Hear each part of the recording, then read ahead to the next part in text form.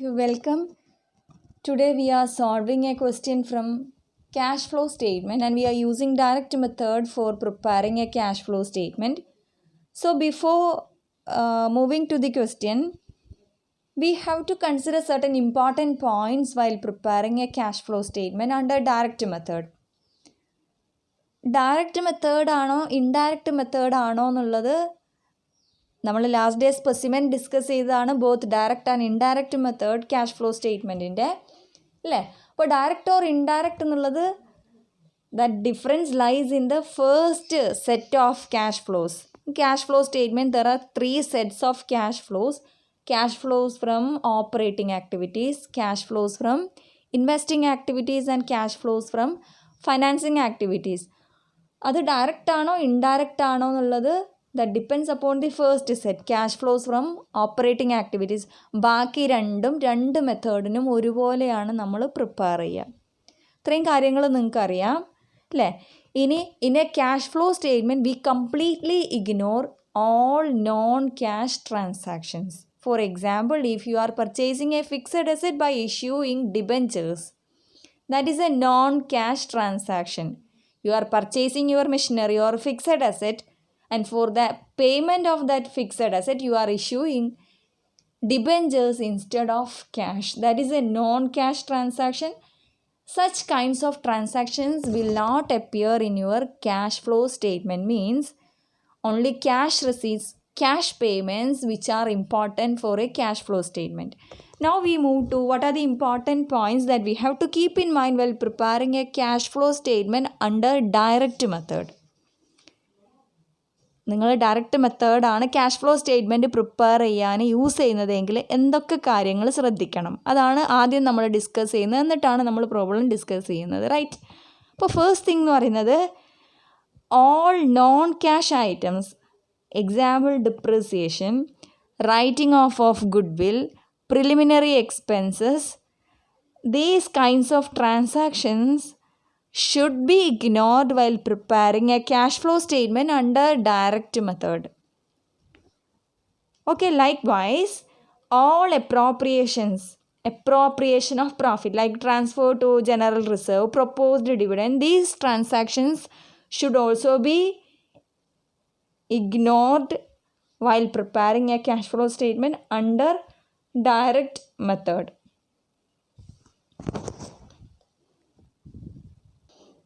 ഇനി last day നമ്മൾ specimen discuss ചെയ്തപ്പോൾ പറയാൻ വിട്ടുപോയൊരു കാര്യമാണ് ഇൻട്രസ്റ്റ് ആൻഡ് ഡിവിഡൻസിൻ്റെ കേസ്. നോർമൽ കേസിൽ that we discussed in our specimen. ഇനി ഒരു ഫൈനാൻഷ്യൽ എൻ്റർപ്രൈസ് ആണെങ്കിൽ for example a bank something like അങ്ങനെയുള്ള ഒരു ഓർഗനൈസേഷൻ ആണെങ്കിൽ അവരെ കേസിൽ എങ്ങനെയാണ് ഇതിനെ ട്രീറ്റ് ചെയ്യുക എന്നുള്ളത് നോക്കാം. അപ്പോൾ ജനറലായിട്ട് നമുക്ക് അതും കൂടെ നോക്കിയിട്ട് പ്രോബ്ലം ഡിസ്കസ് ചെയ്യാം, right. In case of a financial enterprise, interest paid that is a cash outflow that you know. Interest received is a cash inflow. Dividend received should be treated as cash flows from operating activities. Clear ആയോ? Financial enterprise ആകുമ്പോൾ interest paid, അതുപോലെ തന്നെ interest received, dividend received, ഈ 3 ഐറ്റംസിനെ നമ്മൾ എന്തായിട്ടാണ് treat ചെയ്യുക? That's a part of their operation. The receipt of which is treated as operating income അല്ലെങ്കിൽ cash flows from operating activities. നമ്മൾ ഇൻട്രസ്റ്റ് പേയ്മെൻ്റ് ആണെങ്കിൽ cash outflow because of operating activity ആണ്. അതുപോലെ തന്നെ എന്താണ് ഇൻട്രസ്റ്റിൻ്റെ റെസീറ്റ്, ഡിവിഡൻഡ് റെസീറ്റ്, ഇത് രണ്ടും എന്താണ് ക്യാഷ് ഇൻഫ്ലോസ് ഫ്രം ഓപ്പറേഷൻ ആണ് in case of a financial enterprise. മനസ്സിലായോ? ഇനി ഡിവിഡൻഡ് പെയ്ഡ് ആണെങ്കിൽ definitely that is a financing activity. അപ്പോൾ ഒരു ഫൈനാൻഷ്യൽ എൻ്റർപ്രൈസ് ആയാലും നോൺ ഫൈനാൻഷ്യൽ എൻ്റർപ്രൈസ് ബാക്കിയുള്ള കമ്പനീസിൻ്റെ ഒക്കെ കേസിൽ ഡിവിഡൻഡ് പെയ്ഡ് എന്ന് പറയുന്നത് that is racing because of the issue of share capital അല്ലേ. എപ്പോഴാണ് ഡിവിഡൻഡ് കൊടുക്കേണ്ടി വരിക? കമ്പനീസ് ഷെയർസ്, ഇക്വിറ്റി അല്ലെങ്കിൽ പ്രിഫറൻസ് ഷെയർ ഇഷ്യൂ ചെയ്യുമ്പോഴാണ് നമ്മൾ ഡിവിഡൻഡ് പേയ്മെൻറ്റ് വരിക.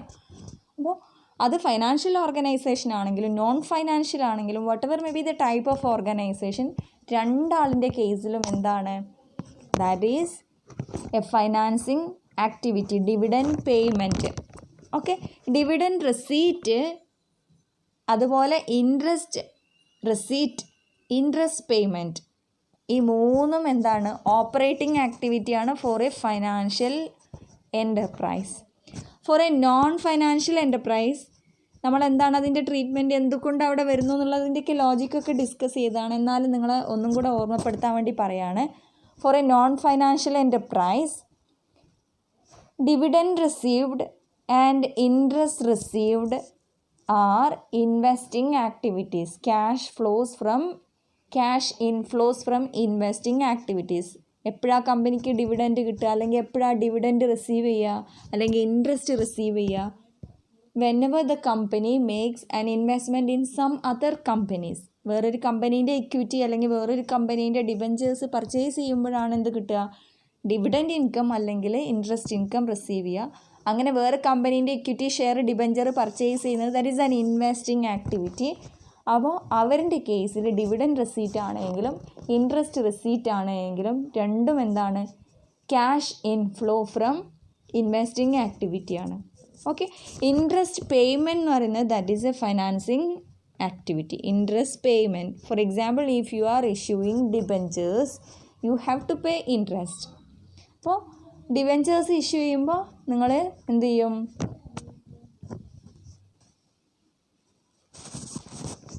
ഇൻട്രസ്റ്റ് കൊടുക്കേണ്ടി വരും. അപ്പോൾ ഇൻട്രസ്റ്റ് പേയ്മെൻറ്റ് എന്താണ്, that is a financing activity. അപ്പോൾ ഒന്നും കൂടെ ഷോർട്ടാക്കിയിട്ട് ബ്രീഫാക്കിയിട്ട് പറയാം.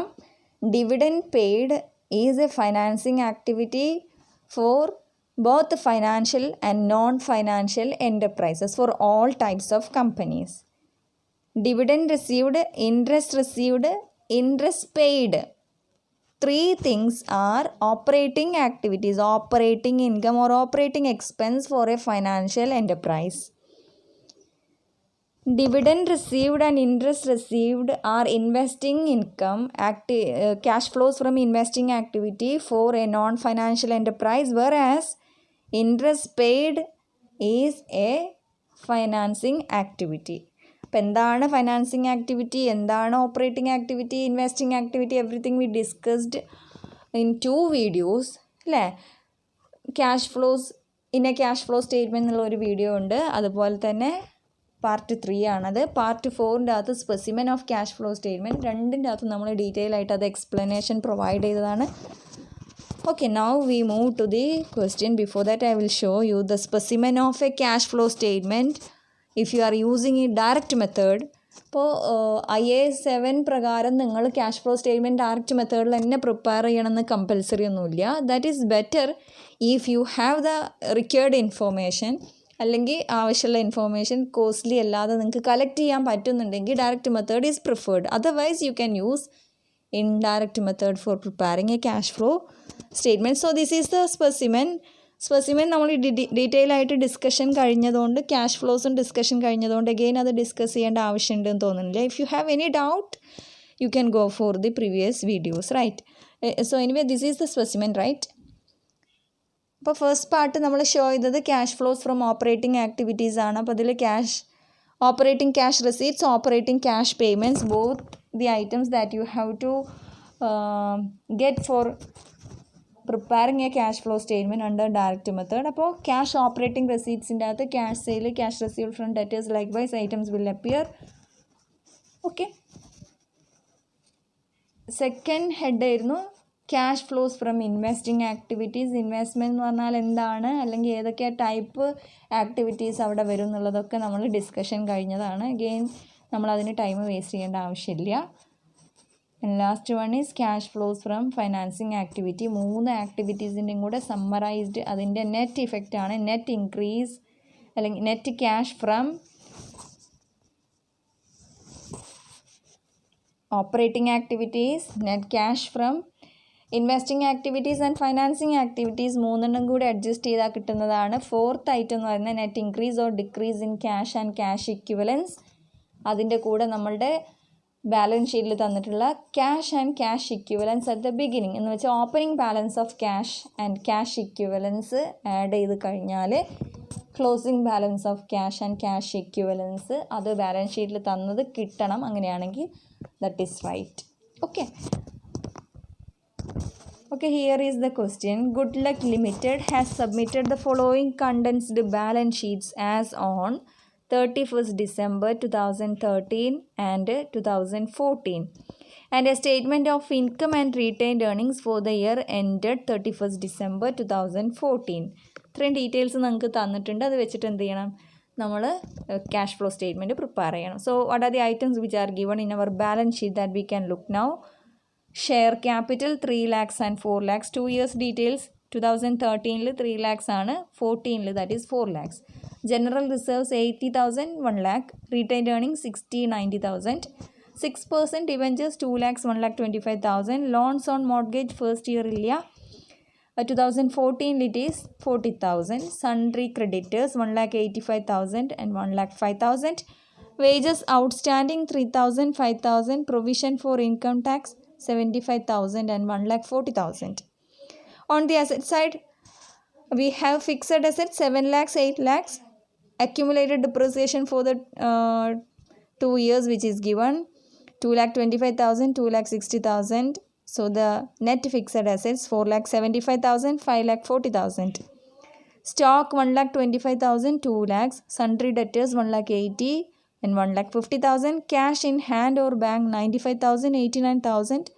Prepaid expenses 3,000, 6,000. Preliminary expenses 25,000 and 20,000. Okay, so the total of the balance sheets are 9,03,000, 10,05,000. So this is the balance sheet. അപ്പോൾ ഈ ബാലൻസ് ഷീറ്റിൽ cash in hand or bank എന്നുള്ളൊരു item കണ്ടല്ലോ. 89,000 is the closing balance of cash. നമ്മൾ ഈ പറഞ്ഞ 3 activities, operating activities, അതുപോലെ തന്നെ ഇൻവെസ്റ്റിംഗ് ആക്ടിവിറ്റീസ്, ഫൈനാൻസിങ് ആക്ടിവിറ്റീസ്, മൂന്നിലും കൂടെയുള്ള ക്യാഷിൻ്റെ ഫ്ലോസ് കമ്പയർ ചെയ്ത് അതിനെ അഡ്ജസ്റ്റ് ചെയ്ത് കഴിഞ്ഞിട്ടുണ്ടെങ്കിൽ ഓപ്പണിംഗ് ബാലൻസ് ഓഫ് ക്യാഷ് ഈ 95,000 ആഡ് ചെയ്ത് കഴിഞ്ഞാൽ ക്ലോസിംഗ് ബാലൻസ് ഓഫ് ക്യാഷ് 89,000 നിങ്ങൾക്ക് കിട്ടണം ക്യാഷ് ഫ്ലോ സ്റ്റേറ്റ്മെൻറ്റിൽ. അപ്പോൾ എങ്ങനെയാണ് ആ 89,000 cash balance at the end of the year, അതായത് 31st December 2014 89,000 ക്യാഷ് ബാലൻസ് എങ്ങനെയാണ് വന്നത്, എന്തൊക്കെ ട്രാൻസാക്ഷൻസ് എന്തൊക്കെ നടന്നിട്ടാണ് ആ 89,000 ആയത് എന്നുള്ളതാണ് ക്യാഷ് ഫ്ലോ സ്റ്റേറ്റ്മെൻറ്റ് ഷോ ചെയ്യുന്നത്. ക്ലിയർ ആയോ? അപ്പോൾ ഇതാണ് ബാലൻസ് ഷീറ്റ്. ഇനി നമുക്ക് എന്തും കൂടെ തന്നിട്ടുണ്ട്? സ്റ്റേറ്റ്മെൻറ്റ് ഓഫ് റീറ്റെയിൻഡ് ഏർണിങ്സും കൂടെ തന്നിട്ടുണ്ട്. Statement of income and retained earnings four the year ended 31st December 2014. There you have sales 15 lakhs, cost of goods sold. Cost of goods സോൾഡിൻ്റെ കമ്പ്യൂട്ടേഷൻ അവിടെ കൊടുത്തിട്ടുണ്ട്. Stock, opening stock, purchases, closing stock, ഇതെല്ലാം കൂടെ adjust ചെയ്ത് cost of goods sold minus ചെയ്യുമ്പോൾ നിങ്ങൾക്ക് 9,25,000 is cost of goods sold. Okay, from which you deducted your wages. Direct expense ആണ്, നമ്മൾ സ്റ്റേറ്റ്മെൻറ്റ് ആയതുകൊണ്ടാണ് ഇങ്ങനെ. അക്കൗണ്ട് ആണെങ്കിൽ നിങ്ങൾക്കറിയാതെ എങ്ങനെയൊക്കെയാണ് കാണിക്കുക എന്നുള്ളത്. Anyway gross income is 5,35,000. Okay, from which you deducted sundry expenses 2,05,000. Preliminary expenses return of 5,000. Depreciation 35,000. And provision for taxation 1,40,000. Okay, so that your income is, profit is 1,50,000. Okay, 1,50,000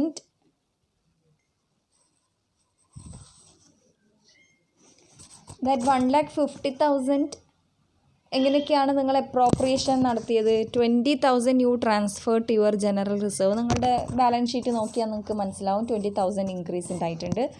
dividend you paid for ₹1 lakh. ബാക്കി വന്ന 30,000 that you retained. Okay, ആ retained earnings 2 വർഷത്തെ retained ഏർണിങ്സിൻ്റെ balance നിങ്ങൾക്ക് balance ഷീറ്റിൽ നോക്കി കഴിഞ്ഞിട്ടുണ്ടെങ്കിൽ 60,000 90,000 ആയിട്ട് ഇൻക്രീസ് ആയിട്ടുണ്ട്.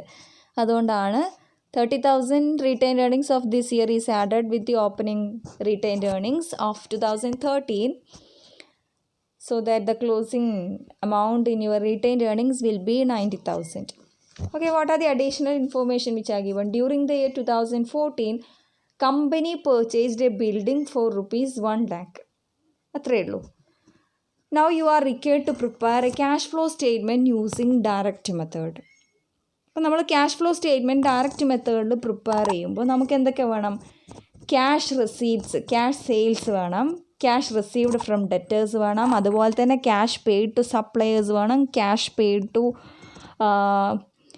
Employees and others, cash paid for some other expenses, ഒക്കെ cash receipts, cash payments which are important for a cash flow statement under direct method.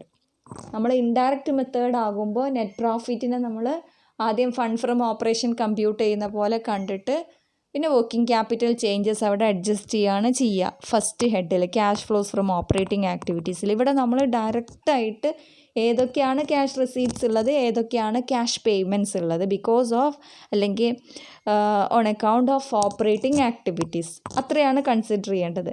അപ്പോൾ അതിന് വേണ്ടി നമ്മൾ എന്ത് ചെയ്യണം? ക്യാഷ് റിസീവ്ഡ് ഫ്രം കസ്റ്റമേഴ്സ് എത്രയുണ്ട് എന്നുള്ളത് കാൽക്കുലേറ്റ് ചെയ്യണം, അല്ലെങ്കിൽ ക്യാഷ് സെയിൽ എത്രയാണെന്നുള്ളത് ഡിസൈഡ് ചെയ്യണം.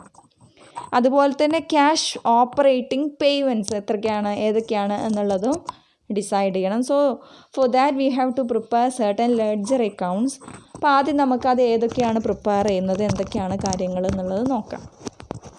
So first of all we are preparing debtors account. എന്തിനാണെന്നുള്ളത് മനസ്സിലായല്ലോ. ഡെറ്റേഴ്സ് അക്കൗണ്ട് പ്രിപ്പയർ ചെയ്താൽ മാത്രമേ നമുക്ക് എന്ത് കിട്ടുള്ളൂ? Cash received from our debtors, customers. Debtors എന്ന് പറഞ്ഞാൽ ആരാ? നമ്മളുടെ കസ്റ്റമേഴ്സ്. നമ്മൾ ഗുഡ്സ് ക്രെഡിറ്റിന് സെല്ല് ചെയ്ത നമ്മുടെ കസ്റ്റമേഴ്സാണ് അല്ലേ. അപ്പോൾ അവരുടെ അടുത്ത് നിന്ന് എത്ര ക്യാഷ് നമുക്ക് കിട്ടി, അതല്ലെങ്കിൽ എത്രയാണ് ക്യാഷ് സെയിൽ എന്നുള്ളത് ഐഡൻറ്റിഫൈ ചെയ്യാൻ വേണ്ടിയിട്ടാണ് നമ്മൾ എന്ത് പ്രിപ്പയർ ചെയ്യുന്നത്? ഡെറ്റേഴ്സ് അക്കൗണ്ട് പ്രിപ്പയർ ചെയ്യുന്നത്. Okay, opening and closing balances എഴുതുന്നതിൽ കൺഫ്യൂഷൻ ഒന്നുമില്ലല്ലോ. Opening balance and closing balance of debtors which is available in our balance sheet. 2 വർഷത്തെ ബാലൻസ് ഷീറ്റ് നോക്കി opening and closing balances that we entered there. ഇനിയിപ്പോൾ നമുക്ക് തന്ന sales 15 lakhs cash സെയിലായിട്ട് വേണമെങ്കിൽ നമുക്ക് എടുക്കാം. അത് ഫുള്ളായിട്ട് ക്യാഷ് സെയിലായിട്ട് എടുക്കാം. അതൊന്നും കൂടെ കൺഫേം ചെയ്യാൻ നമ്മൾ ഡെറ്റേഴ്സ് അക്കൗണ്ടിൽ എൻ്റർ ചെയ്തു എന്നേ ഉള്ളൂ. നമ്മുടെ സെയിൽസിൻ്റെ വാല്യൂ 15 lakhs ആണല്ലോ cash sale. Cash sale 15 lakhs ആയിട്ട് നമുക്ക് അങ്ങനെ തന്നെ എടുക്കാം. അതല്ലാതെ ഇവിടെ സെയിൽ എൻ്റർ ചെയ്തത് cash received from that is cash sale ആണ് എന്നുള്ളതൊന്നും കൂടെ നമുക്ക് കൺഫേം ചെയ്യാൻ വേണ്ടിയിട്ട് പറ്റും. അപ്പോൾ ഓപ്പണിംഗ് ബാലൻസ് ഓഫ് ഡെറ്റേഴ്സ് 1,80,000 ഉണ്ട്, ക്ലോസിംഗ് ബാലൻസ് ഓഫ് ഡെറ്റേഴ്സ് 1,50,000 ഉണ്ട്. മീൻസ് 30,000 ഡെറ്റേഴ്സിൻ്റെ അടുത്ത് നിന്ന് ക്യാഷ് കിട്ടിയിട്ടുണ്ടാകും. അതാണ് ഡെറ്റേഴ്സിൻ്റെ ബാലൻസ് അങ്ങനെ ഇരിക്കുന്നത് അല്ലേ. അപ്പോൾ ക്യാഷ് അവിടെ ബാലൻസിങ് ഫിഗർ 15 lakhs 30,000 കിട്ടിയതാണെന്ത്? Cash received from our customers because of cash sale and cash received from our debtors also. Last year 2 years ഡെറ്റേഴ്സിൻ്റെ ബാലൻസ് തമ്മിലുള്ള ഡിഫറൻസ് ക്ലിയർ ആയല്ലോ. അതുപോലെ തന്നെ നമ്മൾ എന്ത് ചെയ്യണം? ക്യാഷ് പർച്ചേസ് ആണെന്നുള്ളത് നമുക്കൊന്നും കൂടെ കൺഫേം ചെയ്യാം. അതുപോലെ തന്നെ നമ്മുടെ ക്രെഡിറ്റേഴ്സിന്, നമ്മളുടെ സപ്ലയേഴ്സിന്, നമ്മൾ ക്രെഡിറ്റിൻ്റെ ഗുഡ്സ് പർച്ചേസ് ചെയ്തവരാണ് നമ്മളുടെ സപ്ലയേഴ്സ് അല്ലെങ്കിൽ നമ്മുടെ ക്രെഡിറ്റേഴ്സ് അല്ലേ.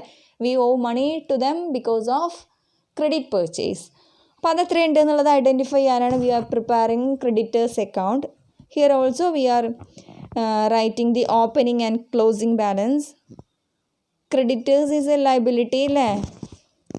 So opening balance is appearing on the credit side, closing balance on the debit side. രണ്ടും നമ്മൾ എഴുതി നമ്മളുടെ ബാലൻസ് ഷീറ്റിലുള്ളതാണ്. ഇനി നമ്മൾ പർച്ചേസസിൻ്റെ ഫിഗറും കൂടെ അവിടെ എൻ്റർ ചെയ്ത് കഴിഞ്ഞിട്ടുണ്ടെങ്കിൽ ജേണൽ എൻട്രി ഒക്കെ നിങ്ങൾക്ക് അറിയാമല്ലോ. ജേണൽ എൻട്രി എങ്ങനെയാണ് ഇത് ഇവിടെ വന്നത് എന്നുള്ളതൊക്കെ നിങ്ങൾക്ക് അറിയുണ്ടാവും. നിങ്ങൾ ഫൈനൽ ഇയേഴ്സ് ആണ്, ഫർദർ എക്സ്പ്ലനേഷൻ്റെ ആവശ്യമുണ്ട് തോന്നണില്ല. ഓക്കെ, അപ്പോൾ 10 lakhs പർച്ചേസ് അവിടെ എൻ്റർ ചെയ്ത് കഴിഞ്ഞിട്ടുണ്ടെങ്കിൽ balancing figure you get 10,80,000. That is the cash payment to our creditors because of purchase. അല്ലെങ്കിൽ നമ്മളുടെ ക്യാഷ് പർച്ചേസ് 10 lakhs അല്ലേ. 80,000 cash payment to our creditors. 2 ക്രെഡിറ്റേഴ്സിൻ്റെ ഓപ്പണിംഗ് ക്ലോസിംഗ് ബാലൻസ് തമ്മിലുള്ള ഡിഫറൻസ് 1,85,000 1,05,000 ആണ്. 80,000 ക്രെഡിറ്റേഴ്സിൻ്റെ അകത്ത് ബാലൻസ് കുറവുണ്ട്. മീൻസ് 80,000 നമ്മൾ ക്രെഡിറ്റേഴ്സിന് പേയ്മെൻറ്റ് നടത്തി എന്നുള്ളതാണ് മീനിങ്. അപ്പോൾ 80,000 you pay to your creditors and 10 lakhs you made a cash purchase. അതാണ് അവിടെ ക്യാഷ് ബാലൻസ് വന്നത്. അത് ക്ലിയർ ആയല്ലോ? Okay, next we are preparing outstanding wages account. നമ്മളുടെ ബാലൻസ് ഷീറ്റിൽ തന്നിട്ടുള്ളതാണെന്ത്? Wages outstanding. ഓപ്പണിംഗ് ബാലൻസ് 3000 ആണ്, ക്ലോസിംഗ് ബാലൻസ് 5000 ആണ്. നമ്മൾ അക്കൗണ്ടിൽ എൻ്റർ ചെയ്തു. എന്തിനാണ് അത് ചെയ്യുന്നത്? എത്രയാണ് നമ്മൾ ഈ വർഷത്തിൽ ക്യാഷ് പേയ്മെൻറ്റ്സ് അല്ലെങ്കിൽ ക്യാഷ് വേജസ് എത്രയുണ്ട് എന്നുള്ളത് കിട്ടാനാണ്. Cash paid to our employees as wages എത്രയുണ്ട് എന്നുള്ളത് കിട്ടാൻ വേണ്ടിയിട്ടാണ് നമ്മൾ ഔട്ട്സ്റ്റാൻഡിങ് വേജസ് അക്കൗണ്ട് പ്രിപ്പയർ ചെയ്യുന്നത്. നമ്മളുടെ ഇൻകം സ്റ്റേറ്റ്മെൻറ്റിൽ അല്ലെങ്കിൽ പ്രോഫിറ്റ് ആൻഡ് ലോസ് അക്കൗണ്ടിൽ നമ്മൾ ഈ വർഷത്തെ എത്ര വേജസ് ഉണ്ടോ അത്രയും നമ്മൾ ഡെബിറ്റ് ചെയ്യും, അല്ലെങ്കിൽ അത്രയും നമ്മൾ ഡിഡക്റ്റ് ചെയ്യും. അത് നമ്മൾ ഈ വർഷം പേയ്മെൻറ്റ് നടത്തിയോ ഇല്ല എന്നുള്ളത് വിഷയമല്ല, ഇമ്മെറ്റീരിയലാണ്. ഈ വർഷത്തെ റിലേറ്റ് ചെയ്ത വേജസ് എത്രയുണ്ടെങ്കിലും നമ്മളത് ചാർജ് ചെയ്തിട്ടുണ്ടാകും പ്രോഫിറ്റ് ആൻഡ് ലോസ് അക്കൗണ്ടിലേക്ക്, അല്ലേ? അപ്പോൾ നമുക്കിവിടെ ആവശ്യമുള്ളത് എന്താണ്? എത്ര വേജസ് ആണ് ഈ വർഷം നിങ്ങൾ ക്യാഷ് പേയ്മെൻറ്റ് നടത്തിയത്, അത് കിട്ടാൻ വേണ്ടിയിട്ടാണ്. ഓക്കെ, അപ്പോൾ wages outstanding opening and closing balances like we entered, that is also a liability. Opening balance on the credit side, അല്ലേ? Closing balance on the debit side. ഇനി നമ്മളുടെ ട്രേഡിംഗ് അക്കൗണ്ടിൽ wages, trading account that is a direct expense, so that is appearing in your trading account. 40,000 rupees ആണ്. 40,000 നമ്മൾ എന്ത് ചെയ്യും? അതും കൂടെ ഔട്ട്സ്റ്റാൻഡിങ് വേജസ് അക്കൗണ്ടിൽ എൻറ്റർ ചെയ്യും. ഓക്കെ, ജേണൽ എൻട്രി അറിയാലോ. Trading account debtor to wages എന്നായിരിക്കും നമ്മൾ അക്കൗണ്ട് ഫോർമാറ്റിലാണ് പ്രിപ്പയർ ചെയ്തതെങ്കിൽ ചെയ്തിട്ടുണ്ടാവുക. അവിടെ നമുക്ക് സ്റ്റേറ്റ്മെൻറ്റ് ഫോർമാറ്റിലാണ് തന്നത്. അപ്പോൾ അതും കൂടെ ഇവിടെ പോസ്റ്റ് ചെയ്ത് കഴിഞ്ഞിട്ടുണ്ടെങ്കിൽ balancing figure you get 38,000. That is the cash payment to your employees on account of wages. അതേപോലെ തന്നെ നമ്മൾ എന്ത് ചെയ്യണം? പിന്നെ നമ്മളുടെ വേറൊരു എക്സ്പെൻസ് ഉള്ളതാണ് prepaid sundry expenses. Prepaid sundry expenses 2,05,000 നിങ്ങളുടെ ഇൻകം സ്റ്റേറ്റ്മെൻറ്റിൽ നിങ്ങൾക്ക് പ്രൊവൈഡ് ചെയ്തിട്ടുണ്ട്. നിങ്ങളുടെ ബാലൻസ് ഷീറ്റിൽ prepaid expenses 3,000 and 6,000 two balances are there. അപ്പോൾ നമ്മൾ എന്ത് ചെയ്യണം? That is appearing in your asset side. Prepaid expenses prepaid ആകുമ്പോൾ that is an asset that you know. Opening and closing balances നമ്മൾ എൻറ്റർ ചെയ്തു. അതുപോലെ തന്നെ നമ്മളുടെ പ്രോഫിറ്റ് ആൻഡ് ലോസ് അക്കൗണ്ടിൽ നമ്മൾ ചാർജ് ചെയ്യുന്ന ഒരു ഐറ്റമാണ്, ഡെബിറ്റ് ചെയ്യുന്ന ഒരു ഐറ്റമാണ്, അല്ലെങ്കിൽ ഡിഡക്റ്റ് ചെയ്യുന്ന ഇൻകം സ്റ്റേറ്റ്മെൻറ്റിലാണെങ്കിൽ ഡിഡക്റ്റ് ചെയ്യുന്ന ഒരു ഐറ്റമാണ് സൺട്രി എക്സ്പെൻസസ്. നമ്മൾ ഡിഡക്റ്റ് ചെയ്തിട്ടുണ്ട് 2,05,000. അത് ഈ വർഷത്തെ എക്സ്പെൻസ് ആണ്. നമുക്ക് വേണ്ടത് എന്താണ്? ഈ വർഷത്തെ സൺട്രി എക്സ്പെൻസസ് എത്ര നിങ്ങൾ പേയ്മെൻറ്റ് നടത്തി, cash payment on account of sundry expenses. അതാണ് നമുക്ക് ക്യാഷ് ഫ്ലോ സ്റ്റേറ്റ്മെൻറ്റിലേക്ക് ആവശ്യമുള്ളത്. ഓക്കെ, ഈ പീരീഡിൻ്റെ ആണോ എന്നുള്ളതല്ല, ഈ വർഷം നിങ്ങൾ എത്ര പേയ്മെൻറ്റ് നടത്തി അതാണ് നമുക്ക് ആവശ്യമുള്ളത്. ഓക്കെ, അപ്പോൾ അതും കൂടെ നമ്മൾ എൻ്റർ ചെയ്ത് കഴിഞ്ഞാൽ profit and loss account debtor to sundry expenses അങ്ങനെയാണ് നമ്മൾ ജേണൽ എൻട്രി എഴുതുക, അല്ലെങ്കിൽ പ്രോഫിറ്റ് ആൻഡ് ലോസ് അക്കൗണ്ടിൽ എൻ്റർ ചെയ്യുമ്പോൾ വരിക. So that by profit and loss account 2,05,000 that is entered there. Then you balance the prepaid sundry expenses account. The balancing figure is 2,08,000. അപ്പോൾ അതാണ് എന്ത്? പ്രീപെയ്ഡ് സൺട്രി എക്സ്പെൻസസ്, ഈ വർഷം നമ്മൾ അടച്ച പേയ്മെൻറ്റ് നടത്തിയ സൺട്രി എക്സ്പെൻസ്. അതുപോലെ തന്നെ പ്രൊവിഷൻ ഫോർ ഇൻകം ടാക്സ് നമ്മൾ അക്കൗണ്ട് പ്രിപ്പയർ ചെയ്യുക. Opening and closing balances enter ചെയ്യുക. അതുപോലെ നമ്മൾ ഈ വർഷം എത്രയാണ് പ്രൊവിഷൻ ക്രിയേറ്റ് ചെയ്തത് എന്നുള്ളത് അവിടെ പ്രൊവിഷൻ ഫോർ ഇൻകം ടാക്സ് നമ്മളുടെ ഇൻകം സ്റ്റേറ്റ്മെൻറ്റിൽ 1,50,000 നമ്മൾ എൻ്റർ ചെയ്തിട്ടുണ്ട്, അല്ലെങ്കിൽ ഡിഡക്റ്റ് ചെയ്തിട്ടുണ്ട്. നിങ്ങൾ അക്കൗണ്ട് ഫോർമാറ്റിലാണെങ്കിൽ അത് ചാർജ് ചെയ്തിട്ടുണ്ടാവും. Profit and loss account debtor to provision for taxation അങ്ങനെ നിങ്ങൾ അക്കൗണ്ടിൽ ജേണൽ എൻട്രി എഴുതിയിട്ടുണ്ടാവും, അല്ലെങ്കിൽ ഐറ്റം എൻ്റർ ചെയ്തിട്ടുണ്ടാവും, ഡെബിറ്റ് ചെയ്തിട്ടുണ്ടാവും. അപ്പോൾ അതിനെ നമ്മൾ എന്ത് ചെയ്യും? ഇവിടെ എഴുതുക 1,40,000 ആണ്, 50 അല്ല, 1,40,000 that you entered here while balancing your account provision for income tax. The balancing figure is 75,000. അതാണ് എന്ത്? ഈ വർഷം നിങ്ങൾ അടച്ച income tax payment of this year. അപ്പോൾ അത്രയും ക്ലിയർ ആയല്ലോ. ഇനി നമുക്ക് ക്യാഷ് ഫ്ലോ സ്റ്റേറ്റ്മെൻറ്റ് നോക്കാം. Okay, cash flow statement direct method for the year entered 31st December 2014. ആദ്യം നമ്മൾ ഫസ്റ്റ് 3 ക്യാഷ് ഫ്ലോസ് ആണ് ക്യാഷ് ഫ്ലോ സ്റ്റേറ്റ്മെൻറ്റിൽ ഉണ്ടാവുക. ഇനി ക്യാഷ് ഫ്ലോ സ്റ്റേറ്റ്മെൻറ്റ് പ്രിപ്പയർ ചെയ്യുമ്പോൾ cash outflows are indicated by giving the figures in brackets. അപ്പോൾ ഇവിടെ നമ്മൾ ക്യാഷ് പേയ്മെൻറ്റ്സ്, ക്യാഷ് റെസീറ്റ്സ് എന്ന് പറഞ്ഞാൽ സെപ്പറേറ്റ് കാണിക്കുന്നുണ്ട്. ഇനി ബാക്കി 3 എണ്ണം ഉണ്ട്. Cash flows from operating activities, cash flows from investing activities, cash flows from financing activities. അതിലൊക്കെ ക്യാഷ് ഔട്ട്ഫ്ലോസിനെ നമ്മൾ എന്താക്കണം? ക്യാഷ് ഔട്ട്ഫ്ലോസ് ആണെങ്കിൽ that figures are to be entered in brackets. അപ്പോൾ ഒന്നും കൂടെ ഐഡൻറ്റിഫൈ ചെയ്യാൻ വേണ്ടിയിട്ടാണ്. അപ്പോൾ ഇവിടെ നമുക്ക് cash flow from operating activities നോക്കാം. ഓപ്പറേറ്റിംഗ് ക്യാഷ് റെസീവ്സ് എന്ന് പറയുന്നത് cash sale, cash received from debtors. Cash sale 15 lakhs, cash received from our debtors 30,000. അത് രണ്ടും കൂടെ നമ്മൾ ഡെറ്റേഴ്സ് അക്കൗണ്ടിൽ എൻ്റർ ചെയ്തുകൊണ്ട് we got 15,30,000 as cash received from our customers from our debtors. Cash payments, operating cash payments, cash paid to suppliers. അത് നമ്മൾ creditors account prepare ചെയ്ത് നമുക്ക് കിട്ടിയിട്ടുണ്ട്. അതല്ലെങ്കിലും നിങ്ങൾക്ക് കിട്ടും. എങ്ങനെയാണ്? ക്യാഷ് പർച്ചേസ് ആണെന്നുള്ള നമ്മൾ അസ്യൂം ചെയ്യും. 10 lakhs. Opening and closing balances തമ്മിലുള്ള difference 80,000 payment to our creditors ആണ്, പേയ്മെൻറ്റ് ടു അവർ സപ്ലയേഴ്സ് ആണ്. 10,80,000 ആൻഡ് എംപ്ലോയീസ് എന്നുള്ളത് ഞാൻ അവിടെ സ്ട്രൈക്ക് ചെയ്തിട്ടുണ്ട്, മനസ്സിലായിട്ടുണ്ടാവില്ല അല്ലേ? Cash paid to employees, for that we prepared wages outstanding account and we got 38,000 as cash payment because of wages to our employees. 38,000 അതാണ് നമ്മൾ ഈ വർഷം കൊടുത്ത wages. Okay, cash paid four sundry expenses 2,08,000. അതും നമ്മൾ അക്കൗണ്ട് പ്രിപ്പയർ ചെയ്ത് നമുക്ക് കിട്ടിയതാണ്. അപ്പോൾ total cash payments, operating cash payments എന്ന് പറയുന്നത് 13,26,000. Cash generated from operating cash receipts 15,30,000 minus 13,26,000, 2,04,000. From which we deduct taxes paid. Taxes paid amounts to rupees 75,000. Net cash flow from operating activities 1,29,000. മനസ്സിലായല്ലോ? Net cash inflow ആണ്, net cash generated ആണ്, used അല്ല. അപ്പോൾ operating ആക്ടിവിറ്റിയിൽ നിന്ന് കിട്ടിയ cash inflow എന്ന് പറയുന്നത് 1,29,000 ആണ്. ക്ലിയർ ആണല്ലോ? ഇനി നമ്മൾ ചെയ്യേണ്ടത് എന്താണ്?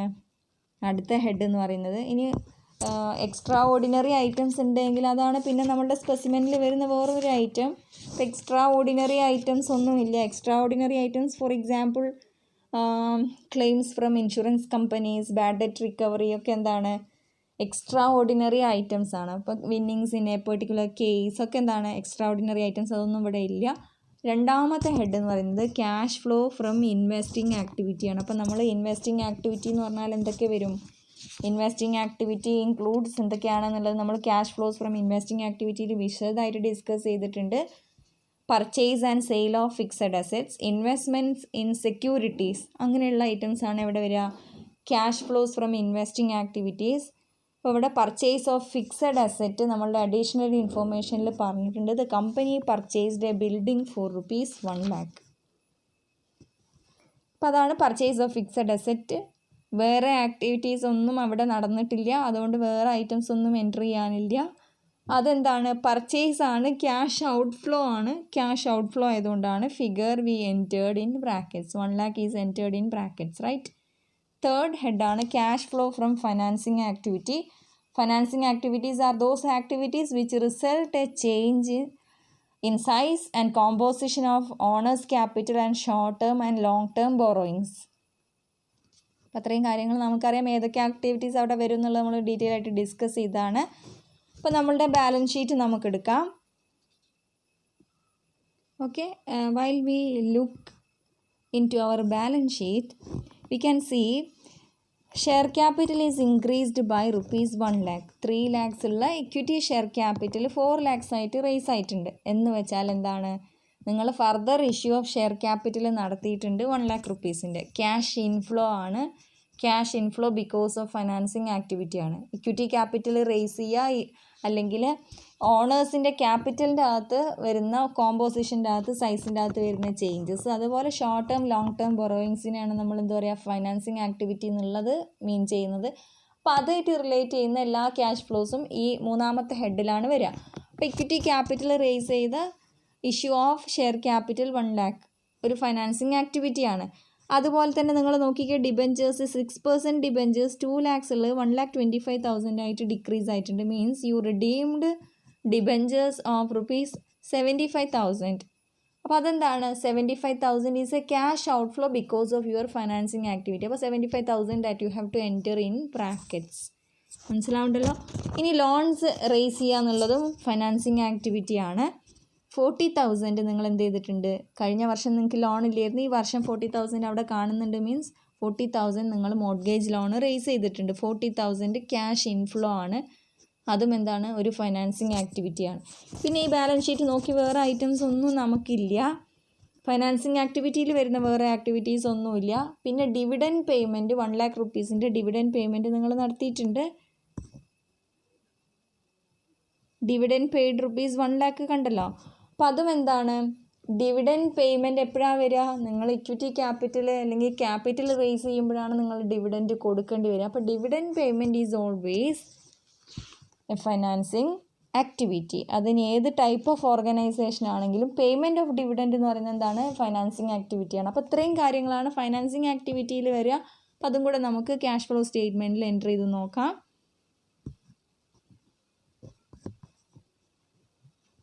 കണ്ടോ? Proceeds from the issue of share capital 1 lakh, racing of loans from mortgage 40,000, redemption of debentures, that is a cash outflow, that is why it is entered in brackets. Likewise, dividend paid is also a cash outflow which is also entered in brackets. ഇനി നമ്മൾ എന്ത് ചെയ്യണം? Net cash used in financing activity. Financing ആക്ടിവിറ്റിയിലെ cash inflow എന്ന് പറയുന്നത് 1,40,000 ആണ്. Cash outflow 1,75,000 ആണ്. അപ്പോൾ cash flow from financing activity അല്ല, you are using cash for financing activity. അപ്പോൾ എത്രയാണ് നിങ്ങൾ ഫൈനാൻസിങ് ആക്ടിവിറ്റിക്ക് ക്യാഷ് അഡീഷണൽ യൂസ് ചെയ്തിട്ടുള്ളത്? 35,000 ആണ്. ക്യാഷ് ഇൻഫ്ലോ 1,40,000 ഉണ്ട്, ക്യാഷ് ഔട്ട്ഫ്ലോ 1,75,000 ഉണ്ട്. മീൻസ് നെറ്റ് ഇഫക്റ്റ് എന്ന് പറയുന്നത് 35,000 എന്താണ്? Net cash used in financing ആക്ടിവിറ്റിയാണ്. That is entered in bracket. That is also cash outflow അല്ലെങ്കിൽ ക്യാഷ് യൂസ്ഡ് ആണ്. ഇപ്പോൾ 1 lakh ഇവിടെ നമ്മൾ ഇൻവെസ്റ്റിംഗ് ആക്ടിവിറ്റിയിലെ 1 lakh എന്ന് പറയുന്നതും എന്താണ്? ക്യാഷ് യൂസ്ഡ് ഫോർ ഇൻവെസ്റ്റിംഗ് ആക്ടിവിറ്റിയാണ്. ഇവിടെ cash used for financing activity 35,000 ആണ്. നിങ്ങളുടെ ഓപ്പറേറ്റിംഗ് ആക്ടിവിറ്റിയിൽ നിന്ന് നിങ്ങൾ ജനറേറ്റ് ചെയ്ത ക്യാഷ് ഇൻഫ്ലോ എന്ന് പറയുന്നത് 1,29,000 ആണ്. മനസ്സിലാവുണ്ടോ? അപ്പോൾ ഓപ്പറേറ്റിംഗ് ആക്ടിവിറ്റിയിൽ നിന്ന് നിങ്ങൾക്ക് ഇൻഫ്ലോ ആണ് 1,29,000. ഇൻവെസ്റ്റിംഗ് ആക്ടിവിറ്റിയിൽ നിങ്ങൾക്ക് ഔട്ട്ഫ്ലോ ആണ് 1 lakh. 35,000 ഫൈനാൻസിങ് ആക്ടിവിറ്റിയിലും ഔട്ട്ഫ്ലോ ആണ്. അപ്പോൾ ഔട്ട്ഫ്ലോസ് ടോട്ടൽ 1,35,000, ഇൻഫ്ലോൻ്റെ ടോട്ടൽ 1,29,000. അതിൻ്റെ മൂന്ന് ഫ്ലോസിൻ്റെയും കൂടെ 3 ക്യാഷ് ഫ്ലോസിൻ്റെയും കൂടെ നെറ്റ് ഇഫക്റ്റ് എടുക്കുകയാണെങ്കിൽ you get 6,000 rupees net decrease in cash and cash equivalence. മനസ്സിലായോ?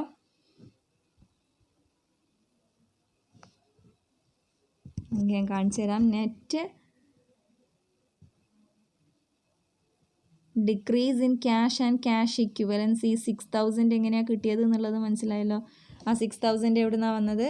1 lakh, ഈ 1 lakh rupees, അതുപോലെ തന്നെ ഇവിടുത്തെ ഈ 35,000, 1,35,000 രണ്ടിലും എന്താണ്? Cash used for investing activity and